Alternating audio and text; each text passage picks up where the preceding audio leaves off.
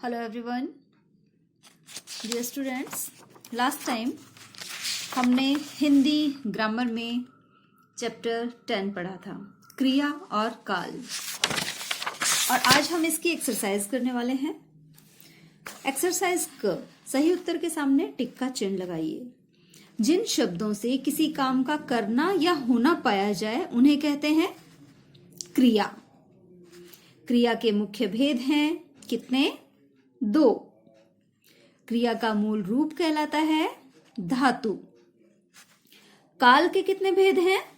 3। जिस काल में क्रिया अभी हो रही हो उसे क्या कहते हैं?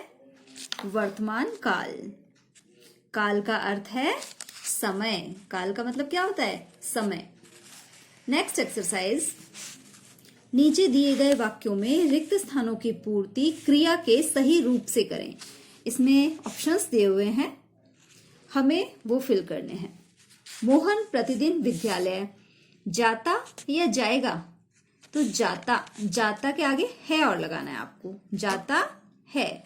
मोहन प्रतिदिन विद्यालय जाता है। बालक हंस रहा है या रहेगा है? रहा है। यहाँ है के ऊपर जो बिंदी लगा रखी है, अनुस्वार लगा रखा है, ये नहीं लगेगा, ये गलत है ना। बालक हंस रहा है। हमारे वीरों ने अनेक युद्ध जीते। महात्मा बुद्ध महान थे। पिताजी ने मेरी पुस्तक देखी। माँ बाजार जा रही हैं। नेक्स्ट एक्सरसाइज ग, सही वाक्य के सामने सही का और गलत वाक्य के सामने गलत का चिन्ह लगाना है। क्रिया के होने के समय को काल कहते हैं, राइट। वर्तमान काल के 7 भेद हैं, नो।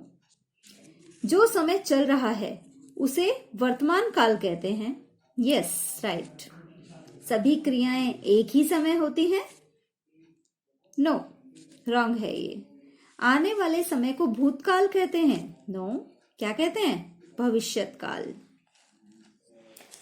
एक्सरसाइज घ, नीचे दिए गए वाक्यों को पढ़कर उनमें प्रयुक्त क्रियाओं के भेदों का मतलब अकर्मक या सकर्मक नाम लिखना है। सोहन देखता है। अब हम कैसे पता लगाएंगे? हमने पढ़ा था ना, अकर्मक और सकर्मक का कैसे पता लगाते हैं। सकर्मक मीन्स जिसमें कर्म हो, अकर्मक जिसमें कर्म नहीं हो।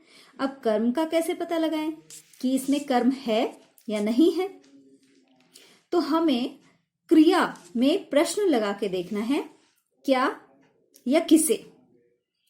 यदि आंसर मिल जाए तो सकर्मक, नहीं मिले तो अकर्मक। जैसे सोहन देखता है, देखना क्रिया है। सोहन क्या देखता है, किसे देखता है, जवाब नहीं मिला ना, तो अकर्मक क्रिया। बूंद बूंद से घड़ा भरता है, भरना है क्रिया। बूंद बूंद से क्या भरता है? घड़ा। हमें जवाब मिल गया तो सकर्मक क्रिया। मैंने आज ही उसे पत्र लिखा है। मैंने आज ही उसे क्या लिखा है? पत्र। जवाब मिल गया। और किसी का भी मिल रहा है इसमें, मैंने आज ही किसे पत्र लिखा है? उसे, तो सकर्मक क्रिया है ये। पंडित जी ने भक्तों को उपदेश दिया। अब उपदेश देना ये क्रिया है। पंडित जी ने पंडित जी ने क्या दिया? उपदेश। या पंडित जी ने किसे उपदेश दिया? भक्तों को। ठीक है, तो किसे का जवाब आ रहा है यहाँ? उपदेश देना, ये तो एक क्रिया हो गई। किसे का जवाब मिल रहा है हमें यहाँ पर? तो भक्तों को, तो ये सकर्मक क्रिया। मैं सारी रात आराम से सोया। सोना है इसमें क्रिया। मैं सारी रात किसे सोया? किसे का जवाब नहीं है। मैं सारी रात क्या सोया? नहीं है, तो सोना ये अकर्मक क्रिया है। तुम मुझे मत ललचाओ। तुम किसे मत ललचाओ? मुझे। जवाब मिल रहा है ना, तो इसलिए ये सकर्मक क्रिया है।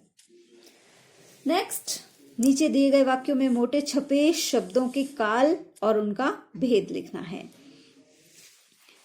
अब यहां हमने सिर्फ, आपकी बुक में हमने सिर्फ काल के यही भेद पढ़े हैं, वर्तमान काल, भूतकाल, भविष्यत काल। यही हमें यहाँ पर लिखने हैं। बच्चे खेलते हैं, कौन सा काल है? मतलब खेलते हैं, तो मतलब अभी खेलते हैं, तो वर्तमान काल है, ये प्रेजेंट की बात हो रही है। जो काम अभी होते हैं, बच्चे रोजाना खेलते हैं, वर्तमान काल। ऋचा पत्र लिख रही है, तो मतलब वो लिख रही है अभी, है ना, तो ये भी वर्तमान काल। इस समय दुकान बंद होगी। अब इसमें ये थोड़ा कंफ्यूजिंग वाला है। कई बच्चे सोचते हैं बंद होगी, तो ये तो भविष्य काल की बात हो गई, कि होगी आ गया ना इसमें, इसलिए। लेकिन नहीं, ऐसा नहीं है। इस समय, हम इस समय की बात कर रहे हैं, इसमें इस समय लिखा हुआ है स्पेशली, इस समय दुकान बंद होगी। हम इस समय का अंदाजा लगा रहे हैं, तो वर्तमान काल है ये। ओके। मोर नाच रहा था, अब नहीं नाच रहा है, भूतकाल की बात है ये, तो ये भूतकाल है। जो बीत गया वो बात भूतकाल। गाड़ी आएगी तब मैं घर जाऊंगा, तो गाड़ी आएगी, अभी आई नहीं है, आएगी, भविष्य की बात कर रहे हैं, तो ये भविष्यत काल हो गया। नेक्स्ट, नीचे दिए गए वाक्यों में से कर्म छांट कर लिखना है। मतलब हमें अपने मन में प्रश्न पूछना है, क्या या किसे, उसका जो जवाब आएगा तो वो कर्म हो गया। हमने चिड़िया को दाना खिलाया, क्या खिलाया? दाना। किसे खिलाया? चिड़िया को। इनमें क्या है कि दो दो कर्म है, द्विकर्मिक है ये, है ना, तो दो दो कर्म है, तो दोनों ही लिख दिया हमने, चिड़िया को, दाना। रवि ने हमें कविता सुनाई, हमें और कविता। माताजी ने मुझे कुछ पैसा दिए, किसे? मुझे क्या दिए? कुछ पैसे, तो ये दोनों लिख दिए। मैंने गीता को एक पुस्तक दी, किसे? गीता को। क्या? एक पुस्तक, तो ये लिख दिया हमने। यहां पुस्तक की जगह एक पुस्तक लिख देंगे, है ना। संदीप ने अपने पिताजी को पत्र लिखा, किसे? अपने पिताजी को। क्या? पत्र। लास्ट एक्सरसाइज है हमारी, नीचे दिए गए वाक्यों को भूतकाल में बदलकर पुनः लिखिए। ये भूतकाल में नहीं है, कोई तो वर्तमान काल में है, कोई भविष्य काल में है, हमें इन्हें भूतकाल में चेंज करना है। यह कारखाना चलता रहेगा, तो यह कारखाना चलता था। मेरी माताजी सो रही हैं, मेरी माताजी सो रही थी, भूतकाल की बात कर रहे हैं हम।